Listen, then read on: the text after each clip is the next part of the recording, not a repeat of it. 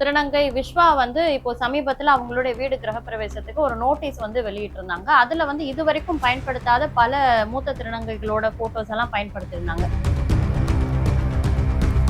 நான் சொன்ன இந்த 8 பெரியவங்க யாருன்னா, அவங்க ஹார்மோஸ் நீரிணை மாதிரி.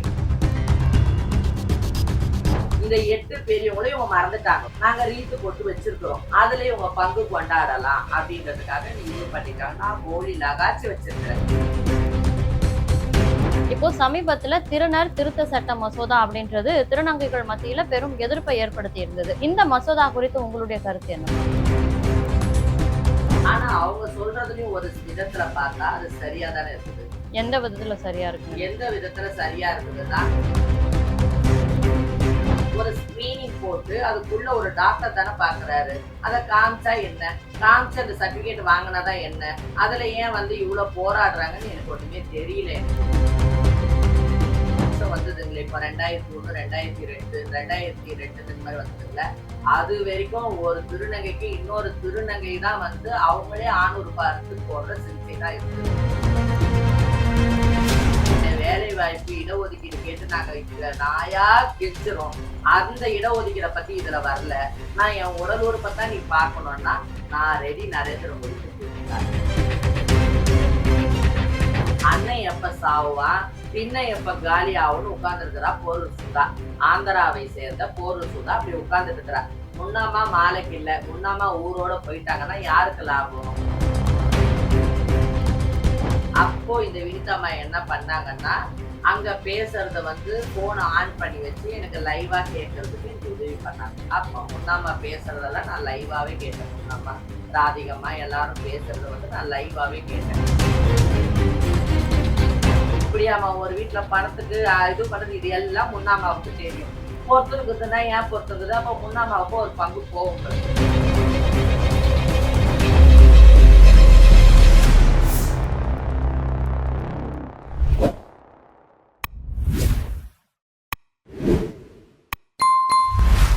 திருநங்கை விஸ்வா வந்து இப்போ சமீபத்துல அவங்களுடைய வீடு கிரகப்பிரவேசத்துக்கு ஒரு நோட்டீஸ் வந்து வெளியிட்டிருந்தாங்க. அதுல வந்து இதுவரைக்கும் பயன்படுத்தாத பல மூத்த திருநங்கைகளோட போட்டோஸ் எல்லாம் பயன்படுத்தியிருந்தாங்க. இது குறித்து நம்மளுடைய மந்த்ரா மேமும் நிறைய விஷயங்கள் பேசியிருந்தாங்க. உங்களுடைய கருத்து என்ன மேம்? என்னோட கருத்து என்னன்னா, இவங்க பணத்துக்கு ஆசைப்பட்டு தனக்கு கீழே இருக்கிற பேத்தி, பேத்திக்கு பொண்ணு இவங்களெல்லாம் தூக்கி தான் பேர்ல போட்டுக்கிட்டாங்க. ஆனா குஷிமே இன்சான் மோத் புல்ஜாத்தே அப்படின்னு ஹிந்தியில ஒரு பழமொழி சொல்லுவாங்க. சாவுக்கு போகும்போது சாவியே மறந்துடுவாங்களாம் சந்தோஷத்துல ஒரு சிலர். அந்த மாதிரி ஒரு பழமொழி ஒண்ணு இருக்குது. அந்த மாதிரி இவங்க வந்து பெரியவங்களை எல்லாருமே மறந்துட்டாங்க. நாம தான் பெரியவங்க அப்படின்றதுக்காக மறந்துட்டாங்க. இப்ப நான் என்ன பண்ணேன்னா, நான் வந்து ஒரு விளக்கு வச்சு ஒரு பதி போட்டு, நான் வந்து ஒரு பெரியவங்க எல்லாரையுமே அந்த விளக்குல நிறுத்தி அனுமதி கேட்டு, சென்னையில வாழ்ந்த பெரியவர்கள் எல்லாருக்குமே நாங்க ரீத்து போட்டு வச்சிட்டோம். இவங்க யார் யாருக்கெல்லாம் ரீத்து போடலையோ அந்த எல்லா பெரியவர்களுக்கும் நாங்க ரீத்து போட்டு வச்சிட்டோம். குறிப்பா எங்க இஜ்ராப்பன், நாங்க உருவாக்கி இருக்கிற இஜ்ராப்பன்னு குஜ்ருங்களோட ஆசீர்வாதத்தோட உருவாக்கி இருக்கிற இஜ்ராப்பனோட முக்கிய தலைகள் யாருன்னு கேட்டீங்கன்னா, எங்க பூக்காராயா, எங்க நண்டாயா, எங்க லட்சுமணன் ஆயா, எங்க சைதாப்பேட்டை முத்தமாயா, காஞ்சிபுரம் தேவராஜ் ஆயா, வண்ணாரப்பேட்டை சுந்தரம் ஆயா, நாகேஷ் ஆயா. இந்த 8 பேரு தான் நாங்க எல்லாரையும் ரீத்து போட்டாலுமே நாங்க பிரதானமா ஆக்கிட்டோம். 4 பேர் 4 பேர் ஒரு வீடு, 4 பேர் ஒரு வீடு அப்படின்னு உருவாக்கி மத்திய சென்னை, தென் சென்னை, வட சென்னை, புறநகர் சென்னைன்னு சொல்லிட்டு ஒரு உருவாக்கி முறைப்படி இதை நாங்க செயல்படுத்துறதுக்காக நாங்க திட்டமிட்டு இதை வச்சிருக்கிறோம். அப்போ இதுல நாமளும் பூரணும், நம்ம தவறு பண்ணிட்டோம் அப்படின்றதுக்காகத்தான் இந்த பெரியவங்களெல்லாம் எடுத்துட்டு வந்து இவங்க வந்து முன்ன வைக்கிறாங்க. நான் சொன்ன இந்த 8 பெரியவங்க யாருன்னா, அவங்க ஹார்மோஸ் நீரிணை மாதிரி. எப்பேற்பட்டவங்க தாண்டி வரணும்னாலும் இந்த ஹார்மோஸ் நீரிணையான இந்த 8 பெரியவங்களை தாண்டி தான் உள்ள நுழையணும். இந்த 8 பெரியவங்களும் இவங்க மறந்துட்டாங்க. நாங்க ரீத்து போட்டு வச்சிருக்கிறோம். அதுல இவங்க பங்கு கொண்டாடலாம் அப்படின்றதுக்காக நீ இது பண்ணிட்டாங்க. நான் போலி நகாச்சி வச்சிருக்கிறேன். அதை இன்ஸ்டாகிராம்ல வீடியோவும் போட்டு வச்சிருக்கிறேன். அதனால எங்களுக்கும் உரிமை இருக்குது. நாங்களும் 2வது அறுத்து புள்ளியா கூட நாங்க வந்து சேர்ந்துக்குவோம் அப்படின்னு நீங்க சொல்றீங்க. பெத்தவங்க சொத்தா இருந்தா கூட பிள்ளைங்க பெத்த தகப்பன் வந்து இந்த பிள்ளைக்கு தான் சொத்துன்னு எழுதி வச்சுட்டாங்கன்னா அது நம்ம ஒண்ணும் பண்ண முடியாது. என்னோட சுய சம்பாத்தியம்னு எழுதி வச்சுட்டா ஒண்ணும் பண்ண முடியாது. அந்த மாதிரி இவங்களுக்கு உரிமைதாரர் நாங்கத்தான். இவங்க போட்டா போடுறதுனால இவங்க அதுல உரிமை கொண்டாடணும்னு நினைச்சா அது முற்றிலும் வேஸ்ட். இவங்க என்னைக்கா இருந்தாலும் எங்களை தேடிதான் வரணும். நாங்க அவங்கள தேடி போக வேண்டிய அவசியம் கிடையாது. ஏன்னா எங்களுக்கு மேல இருக்கிற பெரியவர்கள் வந்து ஆல்மோஸ்ட் நீரிணை மாதிரி. இப்போ சமீபத்துல திருநர் திருத்த சட்ட மசோதா அப்படின்றது திருநங்கைகள் மத்தியில பெரும் எதிர்ப்பை ஏற்படுத்தி இருந்தது. இந்த மசோதா குறித்து உங்களுடைய கருத்து என்ன மேம்? இந்த மசோதாவை பத்தி என்னோட கருத்து என்னன்னா, இந்த மசோதால நல்லதும் இருக்குதுமா, அதே நேரத்துல கெட்டதும் இருக்குது. நம்ம அதை எப்படி எடுத்துக்கணும் அப்படின்ற இதுலதான் இருக்குது. நம்ம திருநங்கைகளுக்குன்னு ஒரு சட்டம் ஒண்ணு கண்டிப்பா தேவைதானே. நம்ம இந்த சட்டத்தை வந்து ஒரு சில தவறுகள் இருக்குதுன்றதுக்காக நம்ம அப்படியே போயிட்டே இருக்கக்கூடாது. அதுல தவறுகள் இருக்குதுல்ல, அதை மாத்துறதுக்கு நம்ம ஒரு சில போராட்டங்களை நம்ம அனைவரும் சேர்ந்து நம்ம போராட வேண்டிய சூழ்நிலையில தான் நம்ம இருக்கிறோம். அதை நான் மறுக்கல. ஆனா அவங்க சொல்றதுலயும் ஒரு விதத்துல பார்த்தா அது சரியா தானே இருக்குது. எந்த விதத்துல சரியா இருக்கு? எந்த விதத்துல சரியா இருக்குதுன்னா, நாங்கெல்லாம் திருநங்கை காடு, அது வந்து அரவாணி காடா இருக்கும்போது நான்லாம் வாங்கினேன். அந்த காடை இன்னமும் நான் வச்சுட்டு இருக்கிறேன். அரவாணி கார்டுன்னு தான் ஒண்ணு குடுத்தாங்க. அது கேஎம்சி ஹாஸ்பிட்டல்ல கூட்டிட்டு போயிட்டு எங்களெல்லாம் டெஸ்ட் பண்ணிட்டு தான் குடுத்தாங்க. அப்போ டெஸ்ட் பண்ணும்போது ஆணுறுப்பு இருந்தாலும் அவங்களுக்கும் அரவாணி கார்டு குடுத்தாங்க. இப்ப கவர்மெண்ட் டெஸ்ட் பண்ணி பார்த்துட்டு, நான் வந்து டெஸ்ட் பண்ணி பார்த்துட்டு ஆணுறுப்பு இருக்குதுன்றதுக்காக உன்னை திருநங்கை சர்டிபிகேட் கொடுக்க மாட்டேன்னு சொல்லல. உன் உடம்புல ஆண்மை தன்மை ரொம்ப அதிகமா இருக்குதுன்றது எங்களுக்கு தெரிஞ்சா அதை தான் நாங்க யோசிச்சு கொண்டு சொல்றேன்னு சொல்லிட்டு சொல்லியிருக்கிறாங்க. இவங்க என்ன சொல்றாங்க, நாங்க தூக்கி பார்த்துதான் நான் வந்து திருநங்கைன்னு சொல்லிட்டு நான் வந்து ஜட்ஜ் பண்ண என்ன விரும்பல அப்படின்னு இவங்க சொல்றாங்க. எனக்குள்ள இது ஒரு சந்தேகம். இது வந்து என்னோட அறியாமைன்னு நினைச்சா கூட பரவாயில்ல. ஒரு குழந்தை பிறந்துக்குது, அது ஆனா பொண்ணான்றதை எப்படி கண்டுபிடிக்கிறாங்க? அவங்க கண்ணை வச்சு கண்டுபிடிச்சு டெத் சர்டிபிகேட்ல கொடுக்குறாங்களா, இல்ல மூக்க வச்சு பார்த்து இவங்க பொண்ணு இவங்க ஆணுன்னு கொடுக்குறாங்களா? அவங்களோட பிறப்புறுப்பை பார்த்து தானே கொடுக்குறாங்க. அந்த மாதிரி நம்மளோட பிறப்புறுப்பை 4 வெட்ட வெளியில பார்க்கலையே. ஒரு ஸ்கிரீனிங் போட்டு அதுக்குள்ள ஒரு டாக்டர் தானே பாக்குறாரு. அதை காமிச்சா என்ன, காமிச்சு அந்த சர்டிபிகேட் வாங்கினாதான் என்ன, அதுல ஏன் வந்து இவ்வளவு போராடுறாங்கன்னு எனக்கு ஒண்ணுமே தெரியல. எனக்கு அதுல காமிக்கிறதுனால உங்களுக்கு என்ன பிரச்சனை? அந்த இடத்துல ஒரு புண்ணு வந்துருச்சு, அப்ப நீங்க டாக்டர்கிட்ட தூக்கி காட்ட மாட்டீங்களா? இவ்வளோ பேசுறீங்களா? ஒரு சண்டைன்னா துணியை தூக்கி நிக்கிறீங்களே. எந்த பொம்பளை தூக்கி நிக்கிறா ஒரு சண்டையில? எந்த ஒரு ஆம்பளை துணியை தூக்கி சண்டையில நிக்கிறா? அதை மட்டும் தூக்கி காட்டி வாடான்னு பொது வெளியில காட்டுறீங்களே, பப்ளிக்ல நின்னு காட்டுறீங்களே, அப்பதெல்லாம் தவறா இல்லையா? சட்டம் வந்து வருது இல்லையா? அதனால இந்த தவறுகள்லாம் நீங்க திருத்திக்கோங்க. அதுக்காக தான் நான் சொல்றேன். என் வீட்டாண்டே வந்து துணி தூக்கி நின்னவங்க எல்லாம் எத்தனையோ பேர் இருக்கிறாங்க. இப்போ புதுசா வரக்கூடிய இளம் திருநங்கைகளை ஜமாத் வந்து ஆதரிக்க கூடாது, ஆதரிச்சா ஜமாத் மீது நடவடிக்கை எடுக்கப்படும்ன்ற மாதிரிலாம் இந்த மசோதால சொல்லப்படுறதா சொல்றாங்களே மேம். அந்த விஷயம் நான் வன்மையா கண்டிக்கிறேன். ஏன்னா அப்படி நீங்க வந்து ஒரு திருநங்கையை கைது பண்ணணும்னு நினைச்சீங்கன்னா நீங்க ஒட்டுமொத்த திருநங்கைகளையும் கைது பண்ணணும். ஏன்னா ஒரு திருநங்கைக்கு ஒரு ஆதரவு இன்னொரு திருநங்கைக்கு தான் இன்றளவு 2026 வரைக்கும் கொடுத்துட்டு வராங்க. பெத்தவங்க ஒரு சில பேர் தான் ஒரு சிலருக்கு கொடுத்துருக்குறாங்க. முழுமையா எந்த திருநங்கையும் இல்லை. என் வீட்லயே வந்து பெத்தவங்க ஏத்துக்காத திருநங்கை வேணவே வேணாம்னு எழுதி கொடுத்துட்டு போன பெத்தவங்க எல்லாம் எத்தனையோ பேர் இருக்கிறாங்க. அப்படி இருக்கும்போது அந்த திருநங்கைகள்லாம் இன்னொரு திருநங்கையும் ஆதரிக்கலைன்னா அந்த திருநங்கை எப்படி போகும்? 18 வயசு ஆயிடுச்சுன்னா அவங்களுக்கான உரிமைகளை அவங்க தேர்ந்தெடுக்கிறதுல தப்பு இல்லைன்னு சொன்னாங்க. 16 வயசுல ஒரு திருநங்கைய சேர்த்து வச்சுக்கின்னு அவங்கள கொடுமைப்படுத்தினாங்கன்னா நீங்க சொல்றதுல நியாயம் இருக்குது. 18 வயசுக்கு வந்துட்டாங்க, அவங்களுக்கு வந்து எல்லாமே எங்க இருக்கணும், நம்ம என்ன பண்ணணும்ன்றது ஒரு அறிவு வருது. ஒரு கல்யாணமே பண்ணிக்கிறதுக்கும் உரிமை இருக்குது, புள்ளையே பெத்துக்கிறதுக்கு உரிமை இருக்குன்ற போது நான் யாரு கூட இருக்கணும் அப்படின்னு ஒரு திருநங்கை கூட இருக்கணும்னு தேர்ந்தெடுக்கிறது அந்த திருநங்கைக்கு உரிமை இருக்குது. அப்படி இருக்கிற திருநங்கை சேர்த்து வைக்கும் போது ஒரு ஜமாத்ல இருக்கிற திருநங்கையில நீங்க எப்படி கைது பண்ணுவீங்க? அப்ப ஏன் இந்த முடிவெல்லாம் இத்தனை வருஷமா 2026க்கு இவ்வளவு வருஷமா நீங்க எடுக்கல? இத்தனை வருஷமா திருநங்கை ஜமாத் தானே ஒவ்வொரு திருநங்கைக்கும் ஆதரவு கொடுத்தது. அப்ப இது தவறு இல்லையா? இந்த விஷயத்த நான் வன்மையா கண்டிக்கிறேன். அப்போ அவங்க சொல்ற மாதிரி பிறப்புறுப்பை காட்டி அந்த சர்டிபிகேட் வாங்குறத நீங்க ஆதரிக்கிறீங்களா மேம்? கண்டிப்பா நான் ஆதரிக்கிறேமா, ஒரு சில காரணங்களுக்காக.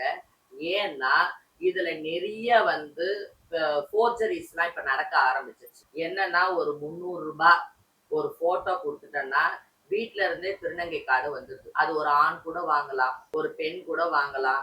பிற்காலத்துல இடஒதுக்கீடுன்னு ஒண்ணு வரும்போது அவங்க எல்லாம் அது மூலியமா இந்த மைனஸை வச்சுட்டு அவங்க அதுல பயன்படுத்தலாம். இந்த மாதிரி விஷயங்கள்லாம் வருது இல்லைங்களா? அதனால வந்து நான் இதை வந்து ஆதரிக்கிறேன். என்னெல்லாம் துணியை தூக்கி காட்டுனா நான் நரேந்திர மோடிக்கே தூக்கி காட்டிடுவேம்மா. ஏன்னா என் மனசுல அவ்வளவு வேதனைகள் இருக்குது. நாங்கெல்லாம் வந்து ஆணுறுப்பை அகற்றி இருக்கிறோம், சரிங்களா? எங்களுக்கு பெண் உறுப்பு கிடையாது. ஆண் உறுப்பை அகற்றிருக்கிறோம். இந்த 2026ல வளர்ச்சி அடைந்த இந்த பாரதத்துல எங்களோட பிறப்பு உறுப்பு எப்படி இருக்குதுன்றத நரேந்திர மோடியே பார்க்கணும். எங்களுக்கான சட்டங்களை நீங்க கொண்டு வரீங்கல்ல, எங்களோட உறுப்புகளை நீங்க பாருங்க. எத்தனை திருநங்கைகள் வந்து யூரினே வராம கஷ்டப்படுறவங்க இருக்கிறாங்க தெரியுங்களா? 2000 வருஷம் வந்ததுங்களே, இப்ப 2001, 2002, 2002 இந்த மாதிரி வந்ததுங்கள, அது வரைக்கும் ஒரு திருநங்கைக்கு இன்னொரு திருநங்கை தான் வந்து அவங்களே ஆண் உறுப்பை அறுத்து போடுற சிகிச்சை தான் இருந்தது. அதுக்கப்புறம் தான் இப்ப டாக்டர்ஸ் மூலியமா சிகிச்சை பண்ற முறை வந்தது. இன்ன வரைக்கும் ஒரு இன்டர்கோர்ஸ் பண்ற மாதிரி ஒரு திருநங்கைகளுக்கு ஒரு உறுப்பு வேணும்னா அதுக்கு 5 லட்சம் செலவு பண்ணணும். 5 லட்சத்துக்கு மேலதான் செலவாகும். அதுக்கு நாங்க எங்க போவோம்? கடவுசொல்ல தான் போய் நிக்க முடியும். பாலியல் தொழிலுக்கு தான் போக முடியும். இதெல்லாம் நீங்க பத்தி பேசுறீங்க. ஒரு திருநங்கைக்கு முறையான அறுவை சிகிச்சை பண்ணணும். அதுக்கு கவர்மெண்ட் ஹாஸ்பிட்டலுங்கள நல்ல வந்து வழிவகை செய்யணும். நீங்க குடுக்குற வந்து அந்த ஸ்கீம் வந்து குடுக்குறீங்களே, காப்பீடு திட்டம் சொல்லிட்டு ஒரு ஸ்கீம் குடுக்குறீங்களே, அதுல அது வாய்ப்பு குடுக்கணும். இதெல்லாம் நீங்க செய்யல. வேலை வாய்ப்பு, இடஒதுக்கீடு கேட்டு நாங்க நாயா கெஞ்சுறோம். அந்த இடஒதுக்கீட பத்தி இதுல வரல. நான் என் உடல் உறுப்ப தான் நீ பார்க்கணும்னா, நான் ரெடி நரேந்திர மோடிக்கு தூக்கி காட்டு. இப்போ திருநங்கை வெள்ளை பானு அவர்கள் பத்தி நீங்க நிறைய விஷயம் சோசியல் மீடியால பேசிட்டே இருக்கீங்க மேம். இதெல்லாம் கேட்டுட்டு அவங்க ஏதாச்சும் எதிர்வினை ஆற்றிருக்காங்களா? உங்களுக்கு ஏதாவது நெருக்கடிகள், தொந்தரவுகள் குடுத்துருக்காங்களா? எனக்கு நெருக்கடி, தொந்தரவுன்னு பார்த்தோன்னா, அவங்க வீட்டு சைட்ல இருந்து யாருமே எனக்கு அதிகமா எதுவுமே குடுக்கலம்மா. அவங்க எந்த ஒரு வார்த்தையும் பேசல. ஒரு சிலர் என்ன சொல்றாங்கன்னா, அவங்க மந்திரம் பண்றாங்க. பண்ணி உங்களுக்கு கை, கால் வராத மாரி பண்ண போறேன்னு சொல்லிட்டு சொல்லியிருக்கிறாங்க. அந்த மாரி பண்ணிட்டு இருக்கிறாங்கன்னு சொல்றாங்கம்மா. அந்த அல்லாஹ் உத்தலா தான் பார்த்து அவங்களுக்கு குடுக்கணும்மா ஏதாச்சும் கூலி. ரஜினி அம்மா குறித்து பல விஷயங்களை மந்த்ரா மேம் வந்து ஊடகங்கள் முன்னாடி சொல்லும்பொழுது, அவங்களுக்கு நியாயம் கேட்டு கமிஷனர் வாசல் முன்னாடி நெறைய திருநங்கைகள் ஒன்று கூடி போராட்டம்லாம் பண்ணாங்க. இதே விஷயம் வந்து முன்னா அம்மா அவர்களுக்கு வந்து இந்த ஈரோட்ல ஒரு விஷயம் நடக்கும்போது நடந்துச்சு. அப்போ அவங்களுக்காக இந்த கூட்டம் ஏன் கூடல அப்படின்ற கேள்வி எல்லாருக்குமே இருக்கு. அது குறித்து உங்களுடைய கருத்து என்ன மேம்? அது குறித்து என்னோட கருத்து என்னன்னா, ரஜினி அம்மாவுக்கு உண்மையான விசுவாசிங்க இருந்தாங்க. எங்க அம்மாவ இப்படிலாம் பேசிட்டாங்களே, நீங்கலாம் யாரும் கேட்க மாட்டீங்களா, கொள்ள மாட்டீங்களான்னு சொல்லிட்டு ஒரு கும்பல கூட்டிட்டு போனாங்க. இருந்தாலும் அங்க வந்து சரியான வந்து இவங்களுக்கான கைட்லைன்ஸ் வந்து இல்ல. எதை எப்படி செய்யணும்? ஏன்னா இவங்க ஆரம்பத்துல இருந்து நிறைய தப்பு பண்ணியிருக்கிறாங்க இல்லையா? அதனால அங்க எந்த ஒரு வேலையும் நடக்கல. இந்த மாரி முன்னாமாவுக்கு ஒண்ணுன்னா, அத எடுத்துட்டு போறது யார் எடுத்துட்டு போணும்? போரூர் சுதா தான் எடுத்துட்டு போணும். போரூர் சுதாவுக்கு வந்து அந்த மாதிரி செய்யறதுக்கான மனசு கிடையாது. ஏன்னா அண்ணன் எப்ப சாவுவான், திண்ணை எப்ப காலி ஆகும்னு உட்கார்ந்துருக்கிறா போரூர் சுதா. ஆந்திராவை சேர்ந்த போரூர் சுதா அப்படி உட்கார்ந்துட்டு இருக்கிறா. முன்னாமா மாலைக்கு இல்ல, முன்னாமா ஊரோட போயிட்டாங்கன்னா யாருக்கு லாபம்?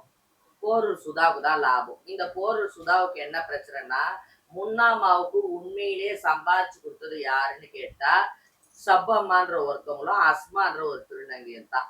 இவங்களுக்கே இந்த முன்னாமா ரீத்து போடல. முன்னாமா பேர்ல பெரிய பெரியவங்க பொண்ணா இருந்தாங்க, பெரிய பெரியவங்க மருமகள்களா இருந்தாங்க. அவங்களுக்கும் இந்த முன்னாமா ரீத்து போடல.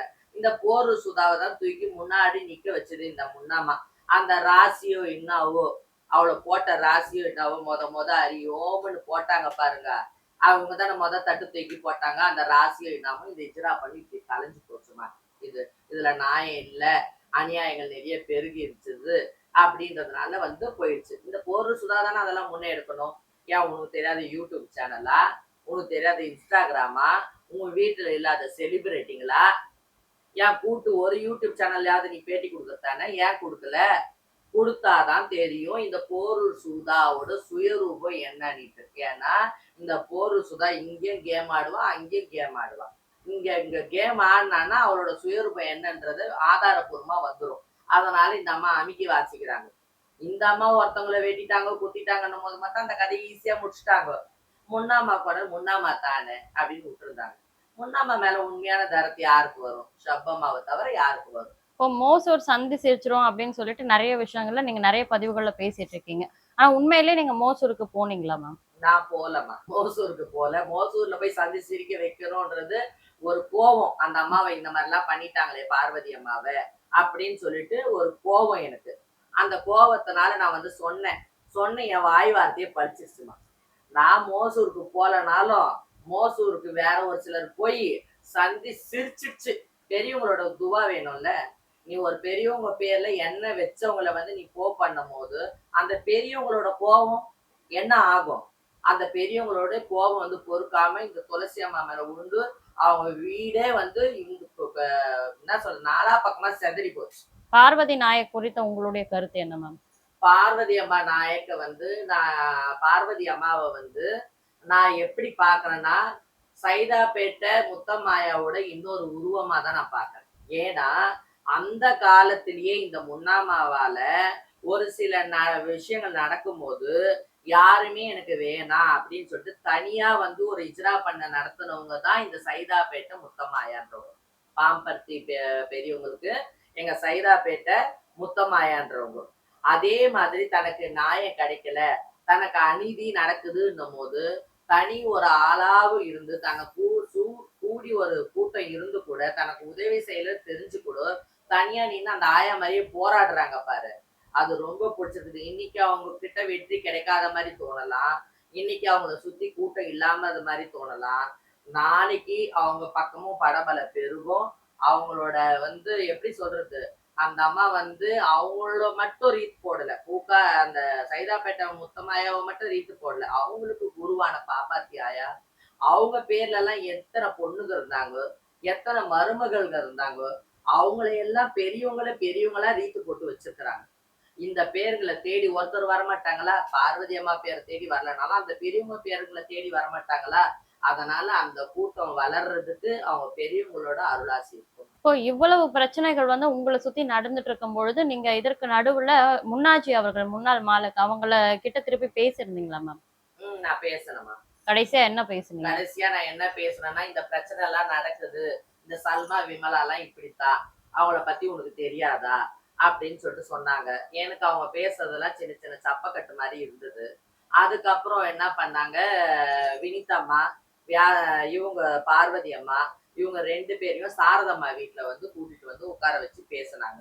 அப்போ இந்த வினிதம்மா என்ன பண்ணாங்கன்னா, அங்க பேசுறத வந்து போன ஆன் பண்ணி வச்சு எனக்கு லைவா கேட்கறதுக்கு எனக்கு உதவி பண்ணாங்க. அப்ப முன்னாமா பேசுறதெல்லாம் நான் லைவாவே கேட்டேன். முன்னாமா, ராதிகம்மா எல்லாரும் பேசுறத வந்து நான் லைவாவே கேட்டேன். அப்ப அவங்க வந்து என்ன சொன்னாங்கன்னா, முன்னாமா, அவங்கவங்க வீட்டுக்கு அவங்கவங்க மாலக்கு, இனி நான் யார் வீட்டுக்கும் நான் மாலக்கு கிடையாது.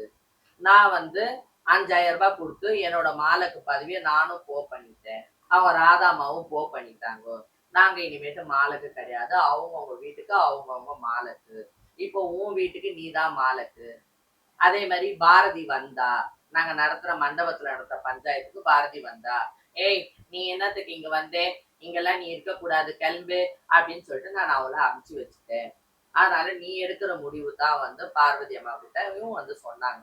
அப்போ இவங்க 2 பேரும் சேர்ந்து என்ன சொன்னாங்கன்னா, எங்களுக்கு இவங்க கூட பிடிக்கல, இன்னைக்கு வந்து நாங்க நாளைக்கு சேர்ந்துக்கிட்டு அங்க சீச்சி அப்படின்ற மாதிரி ஆயிடும், அதனால நாங்க எங்களோட இஜ்ரா பண்ண நாங்க தனியா நடத்துறோம், அந்த 19 பேர் வந்து தனியா நடத்தட்டும் இஜ்ரா பண்ணு, அவங்க சரியா நடந்தாங்கன்னா நாங்க அவங்க கூட வந்து சேர்றோம், நாங்க சரியா இருந்தாங்கன்னா அவங்க வந்து எங்க கூட சேர்ந்துக்கிட்டோமா, நாங்க எங்களுக்கு தெரிஞ்ச முறையில வச்சு இனி சரி பண்றோம், ஏன்னா சென்னையை சரி பண்ண வேண்டிய கட்டாயத்துல நாங்க இருக்கிறோம் அப்படின்னு சொன்ன போது முன்னாமா என்ன சொன்னாங்கன்னா, அந்த 19 பேர் சரியா நடத்துவாங்கன்றது வந்து இன்னைக்கும் நடக்காது, நாளைக்கும் நடத்தாது, நீங்க வேணா சரியா நடத்துங்கப்பா, நான் உங்க கூட வந்து சேர்றேன்னு சொல்லியிருக்கேன். துளசி பற்றிய ஒரு வீடியோ வெளியிடும் பொழுது, அதுல வந்து நீங்க இதுல வெள்ளை பானுவிற்கும், நீலாவிற்கும் பங்கு இருக்கு அப்படின்ற மாதிரிலாம் நிறைய விஷயம் சொல்லியிருந்தீங்க. அது என்ன பங்கு மேம்? இந்த நீலாமா, அலங்கார நீலாமாவுக்கும் இந்த வியாசார்பாடியில இருக்கிற சேலத்து பானம்மாவுக்கும் எல்லா விஷயத்திலும் பங்கு இருக்குதுமா. இவங்க பங்கு இல்லாத விஷயம் எதுவுமே கிடையாது. எப்படின்னா, ஒரு நாயக்கு வீட்டுல இருந்து ஒருத்தவங்க சேலநாத்தி போய் இன்னொருத்தவங்க வீட்டுல சேலம் ஆகுறாங்கன்னா, அவங்களுக்கு ஒரு 1,10,000 அவங்களுக்கு பைசலா கொடுக்குறாங்கன்னு வச்சுக்கோங்களேன், அந்த வீட்டு நாயக்குக்கு 30,000 கொடுக்கணும். இப்ப இதை 61,000 ஆக்கியிருக்கிறாங்கன்னா அந்த வீட்டு நாயக்குக்கு 11,000 கொடுத்துடணும். மீதி அந்த திருநங்கையை உருவாக்குனவங்களுக்கு அவங்களுக்கு அந்த காசு போயிடும். இந்த பானம்மா என்ன நினைச்சுக்குவாங்கன்னா, இவங்க தான் அந்த திருநங்கை காது மூக்கு குத்தி விட்டா மாதிரியும், இந்த அலங்கார நீலாமா அவங்க தான் போயிட்டு அவங்களோட உடமானத்தை போய் கழுவி தண்ணி அடிச்சா மாதிரி நினைச்சுப்பாங்க. எல்லாத்துலயும் இசாப்புக்கு பங்கு கேட்டு வந்துருவாங்க. இப்ப நாங்க இருக்கிறோம், வினிதம்மா எனக்கு குருவா இருந்தாங்க இல்லையா, அவங்க வீட்டுல இருந்து ஒரு திருநங்கை போய் சேலம் ஆயிடுச்சுன்னு வச்சுக்கோங்க, ஒரு 10,000 கிடைக்குதுன்னு வச்சுக்கோங்களேன், அந்த 10,000 ரூபாயில நான் குமாரி அம்மாவுக்கு ஒரு பங்கு கொடுத்துடணும், நான் வியாசார்படி பானம்மாவுக்கு ஒரு பங்கு கொடுத்துடணும், மீதிதான் எங்களுக்கு. ஆனா வந்து வியாசார்பாடி பானம்மா வீட்டுல இருந்து யாருன்னா ஒருத்தவங்க போய் சேலானாங்கன்னா இவங்களுக்கு பங்கு கிடையாது. இதே மாதிரிதான் பார்வதி அம்மா, பார்வதி அம்மா வீட்ல இருந்து ஒருத்தவங்க போய் யாருன்னா சேலை ஆகுறாங்கன்னு வச்சுக்கோங்க, நீலம்மா நான் தான் அவங்களுக்கு தட்டு வாங்கி கொடுத்தேன் அப்படின்னு சொல்லிட்டு என்ன பண்ணுவாங்க, அவங்க ஒரு பங்கு வாங்கிப்பாங்க. பானம்மா வியாசார்பாடி பானம்மா ஒரு பங்கு வாங்கியிருப்பாங்க. நீலம்மா வந்து நீ பார்வதி அம்மாக்கு தட்டு வாங்கி கொடுத்தானா சும்மாவா வாங்கி கொடுத்த நீ? எல்லாரும் அதிகமா லஞ்சம் வாங்கி கொடுத்தாங்கன்னா, நீ உன் குடி செலவுக்கு போதும்னு 10,000 வாங்கிட்டு தட்டு வாங்கி கொடுத்த பார்வதி அம்மாவுக்கு. அது போதாதா? இதுலயும் அந்த பாவமா அந்த சேச்சி அம்மான்னு ஒரு அம்மா இருக்கிறாங்க. அவங்க வீட்ல இருந்து எத்தனை கோத்தி திருநங்கைங்க போய் சேலை ஆயிடுச்சுன்னு வச்சுக்கோங்களேன். அந்த பைசலாவ ராதாம்மா வீட்ல தான் போய் வாங்கணும் அந்த அம்மா. ராதாம்மா வீட்டுக்கு போய் உட்கார்ந்துச்சுன்னா, அந்த ராதாம்மாவ சொல்றாங்க சவுக்குன்னு, அந்த அம்மா மாலக்குன்றாங்க. எந்தெந்த வீட்டுக்கு நீ சவுக்குன்னு, எந்தெந்த வீட்டுக்கு நீ மாலக்குன்னு சொல்லுங்க. நீ எந்தெந்த வீட்டுக்கு மாலக்கு, முன்னம்மா எந்தெந்த வீட்டுக்கு மாலக்குன்றத நீங்க சொல்லுங்க. சவுக்கணுன்னு சொல்றியே நீ. நீ ஒருத்தவங்க சேச்சம்மா உன்னை தேடி வந்தாங்களே, காசை வாங்கி குடுக்கறது தானே உன்னோட சவுக்கனோட வேலை. உனக்கு குடுக்க தெரியாம நீ ஏன் வியாசார்பாடி பானம்மாக்கு போன் அடிப்ப? பானம்மா அந்த கதைக்கு வந்து ஊ அல்ல அப்படின்னு சொல்லிட்டு பேசிட்டு, அம்மா இந்தாங்கம்மா பக்கத்துலயே நீலாக்கா உட்காந்துக்கிறாம்மா, நீலாக்கா கிட்ட ஒரு 2 வார்த்தை பேசுங்கம்மான்னு போனை கொடுப்பாங்க. போனை கொடுத்தோன்னா அவங்க என்ன பேசுவாங்கன்னு நம்மளுக்கு தெரியாது. அப்புறம் அந்த இசாப் காசு சேச்சம்மாவோட இசாப் காசு வரும் பாருங்க, அதுல வந்து ராதாம்மாவுக்கு ஒரு பங்கு, போன்ல பேசுனாங்க பாரு பானம்மா அவங்களுக்கு ஒரு பங்கு, பக்கத்துல நீலாக்கா உட்காந்துக்கிறாங்க பேசுறாங்கன்னாங்க பாரு அந்த நீலாக்காக்கும் ஒரு பங்கு. அதுக்கப்புறம் மீதி கட்சா அந்த சேச்சம்மாவுக்கு. இப்படியாம்மா ஒரு வீட்டுல பணத்துக்கு இது பண்றது, இது எல்லாம் முன்னாமாவுக்கு தெரியும். பொறுத்துருக்குதுன்னா ஏன் பொறுத்துருக்குது, அப்ப முன்னாமாவுக்கும் ஒரு பங்கு போகும் பிறகு. அதனால பொறுத்துருக்குது முன்னாமா. திருநங்கை சமூகத்துல நடக்கக்கூடிய பல பிரச்சனைகள் குறித்தும் சர்ச்சையான விஷயங்கள் குறித்தும் இவ்வளவு நேரம் ஒதுக்கி எங்களுக்காக விளக்கம் கொடுத்ததுக்கு ரொம்ப நன்றி மேம். ரொம்ப நன்றிம்மா, உங்களை சந்திச்சதுக்கும் ரொம்ப நன்றி.